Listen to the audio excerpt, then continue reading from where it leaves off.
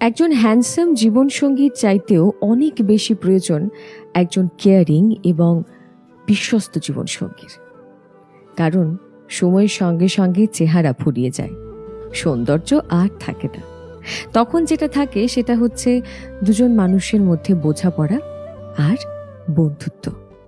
যে মানুষটা আপনার প্রতি মায়া করে, যে মানুষটা আপনার ছোট ছোট ডিটেলসগুলো মনে রাখে, আপনার ভালো লাগা মন্দ লাগাগুলোকে মেনে নেয়, সেই মানুষটা সব থেকে বেশি আপন। আর তাই তাকে ভালোবাসুন।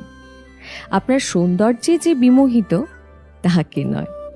কারণ ভালোবাসা মানেই হচ্ছে একসঙ্গে বড় হওয়া।